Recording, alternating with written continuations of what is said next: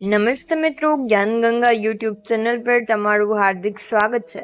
તો મિત્રો, આજે આપણે જોશું કે કેટલાક લોકોની આદત એવી પણ હોય છે કે સવારે ઉઠતાની સાથે જ લોકો ફોન લઈને બેસી જાય છે અને બધાને અલગ અલગ આદતો હોય છે।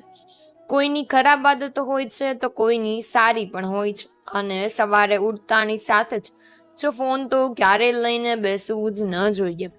તો મિત્રો, આપણે જોશું કે સવારે ઉઠતાની સાથે શું કરવું જોઈએ તેથી તમારા ઘરમાં લક્ષ્મીજીના આશીર્વાદ બન્યા રહે અને તમારા પરિવાર પર લક્ષ્મીજીના આશીર્વાદ બન્યા રહે। તો મિત્રો, વિડીયો ખૂબ જ રસપ્રદ માહિતીથી થવાનો છે, તો વિડીયોને અંત સુધી જરૂરથી નિહાળજો અને મિત્રો કમેન્ટમાં સાચા મનથી હર હર મહાદેવ જરૂરથી લખજો। તો મિત્રો, આપણે જોશું કે સવારે ઉઠીને પહેલા શું કરવું જોઈએ અને વિગતે વાત જાણીશું। તો ચાલો આપણે શરૂ કરીએ કે જેમને સવારે ઉઠતાની સાથે જ ચા પીવાની આદત હોય તો તેમણે આવું ન કરવું જોઈએ અને તમારે આદત છોડી દેવી જોઈએ। જો ચા પીવી ખૂબ જ જરૂરી હોય તો ઓછામાં ઓછું તે તમારા દાંત સાફ કર્યા પછી અથવા તમારા ઉપર ગાર્ગલ કર્યા પછી પીવું। તમારા ભાગ્યને શ્રાપ આપવો અને સવારે ઉઠતાની સાથે જ તમારા ભાગ્યને શ્રાપ આપવો અથવા તો તમારા ભાગ્ય વિશે ફરિયાદ કરવી ખૂબ જ અશુભ માનવામાં પણ આવે છે।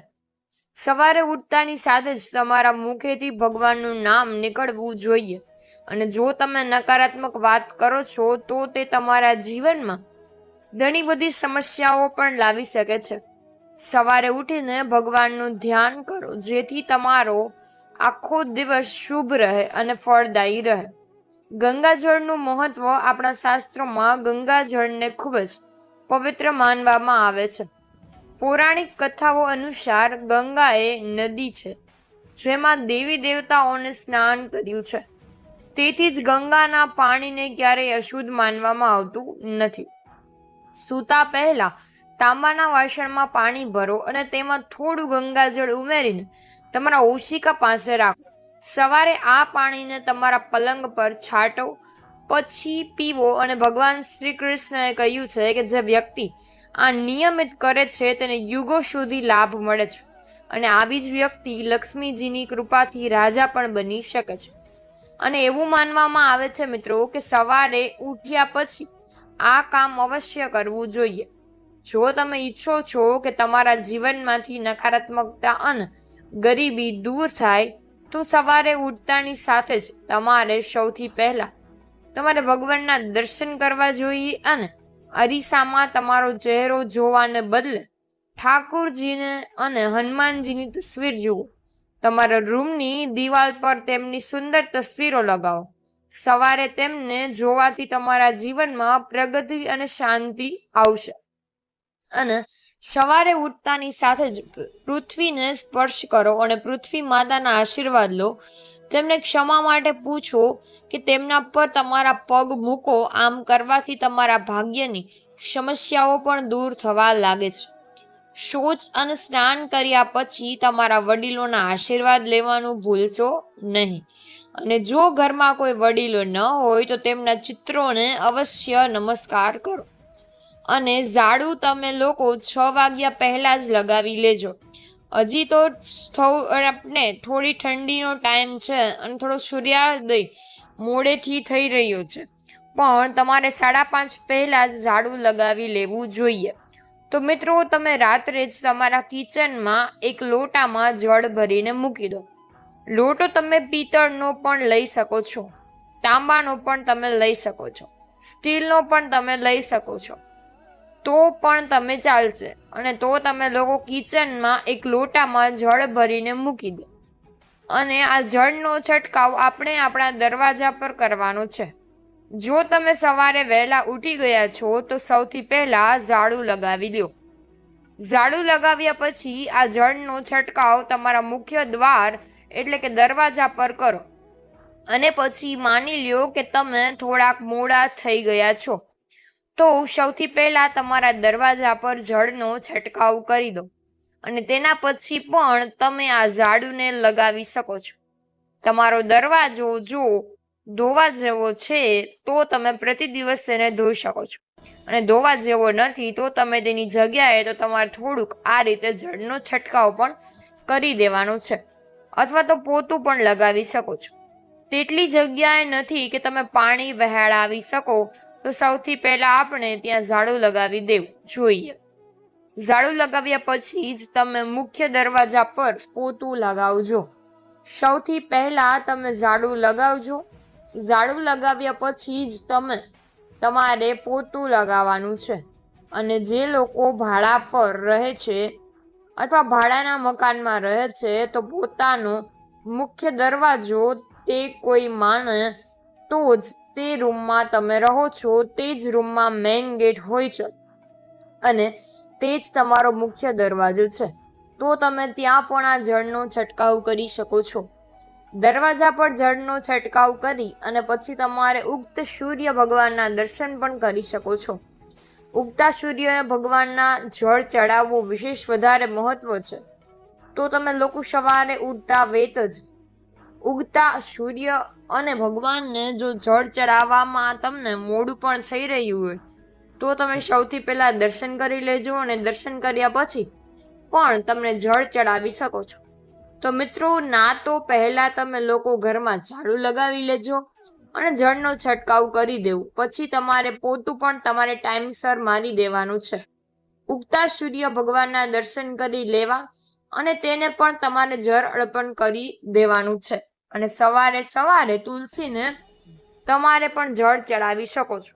તેના પછી તમે સૂર્યદેવને પણ જળ ચડાવી શકો છો. આથી તમારા ઘરમાં સુખ સમૃદ્ધિની કામના કરતા તમારે આ બોલવાનું છે કે હે સૂર્ય દેવતા, તમે આખા જગતને સૂરજની રોશની આપો છો.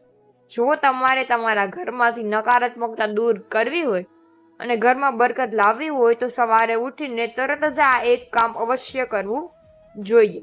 પહેલી વાત કે તમારી જાતને અરીસામાં ન જુઓ, પરંતુ ભગવાન કૃષ્ણજી કે ઠાકોરજીને જોવું જોઈએ. અને તમે જાગતા જ હનુમાનજીના દર્શન કરો અને તમારા રૂમની દિવાલ અથવા સામેની દિવાલ પર તેમની મંત્ર મુક્ત કરનારી તસવીરો પણ રાખો. સવારે તેમના દર્શન કરવાથી વ્યક્તિનું જીવન પણ સુધરે છે. અને સવારે ઉઠતાની સાથે જ પૃથ્વીને સ્પર્શ કરો અને આશીર્વાદ લો. અને માતા પૃથ્વીની અને તેના પર પગ મૂકો તેની ક્ષમા માટે પૂછે છે, પણ ભાગ્યની મૂંઝવણોને દૂર કરે છે. ભગવાન શ્રી કૃષ્ણએ પણ કહ્યું છે, કપાળ પર ચંદનનું તિલક કરવાથી વ્યક્તિને વિજય પણ મળે છે. તેથી ચંદનનું તિલક કપાળ પર જરૂરથી લગાવવું જોઈએ. અને એવું પણ માનવામાં આવે છે, શાસ્ત્રોમાં કહેવાયું છે કે જે વ્યક્તિ પોતાના કપાળ પર તિલક લગાવીને બહાર નીકળે છે તેના પર હંમેશા ભગવાનની કૃપા થાય છે. કોઈ તેના વાળ પર વાંકા નથી કરી શકતું. કપાળ પર તિલક લગાવવાથી તમારું કંઈ નહીં થઈ શકે. તેથી જ આવી વ્યક્તિ અકાળ મૃત્યુથી પણ બચી જાય છે. અને એવું કહેવાય છે કે જે લોકો નિયમિત રીતે સૂર્યદેવને જળ ચડાવે છે તેમને ઘર પરિવાર અને સમાજમાં માનસિક સન્માન મળે છે અને દીર્ઘાયુષ્યની પણ સાથે સારું સ્વાસ્થ્ય પણ મળે છે. આ ઉપાય કરવાથી ત્વચાની ચમક પણ વધે છે અને સ્વાસ્થ્ય લાભ પણ થાય છે. પરંતુ દરરોજ ઘરેથી નીકળતા પહેલા દહીં અને ખાંડનું સેવન કરવું જોઈએ, જે ખૂબ જ શુભ સંકેત માનવામાં આવે છે. અને આ ઉપાય કરવાથી વ્યક્તિના કામમાં સફળતા મળે છે અને નકારાત્મકતા પણ દૂર થાય છે. દરરોજ સવારે સ્નાન વગેરે કર્યા પછી તુલસીને પાણીનો છંટકાવ કરવો જોઈએ. જ્યારે ઘરમાં ખોટી વસ્તુઓ, અશુદ્ધિઓ અને વાસ્તુદોષ હોય છે ત્યારે સમૃદ્ધિમાં પ્રવાહ અટકી જાય છે. અને ત્યારે જ પાસે ઉભેલા ભગવાન વિષ્ણુ હસ્યા. તેમનો અવાજ ગંભીર અને શાંત હતો. નારદ આ રહસ્ય માત્ર લક્ષ્મી જ નહીં પરંતુ વિશ્વના નિર્માણ કરતા અને વાસ્તુશાસ્ત્રના દેવતા ભગવાન વિશ્વકર્મા જ પૂર્ણ રીતે જણાવી શકે છે. એટલું કહેતા ચારેય દિશાઓમાં દિવ્ય પ્રકાશ ફેલાઈ ગયો અને એક જ ક્ષણમાં માતા લક્ષ્મી, નારદ અને ભગવાન વિષ્ણુ એક સોનેરી આકાશ માર્ગે થઈને વિશ્વકર્મા લોકમાં પહોંચી ગયા. અને ત્યાંના મહેલો સાધારણ નહોતા, પણ તેઓ સ્વયં ઉર્જાના સંતુલન પર આધારિત હતા. દરેક દિશા, દરેક સ્તંભ અને દરેક દ્વાર સૃષ્ટિના નિયમો અનુસાર બનેલા હતા. તેમની પાસે સામે ચમકતા પ્રકાશમાં ભગવાન વિશ્વકર્મા પ્રગટ થયા, જેમની હાથમાં ઓજારો, આંખોમાં જ્ઞાન અને અવાજમાં અપાર શાંતિ હતી. તેમણે કહ્યું કે હું જાણું છું કે તમે શા માટે આવ્યા છો. યુગોથી આ પ્રશ્ન મનુષ્યને પરેશાન કરી રહ્યો છે.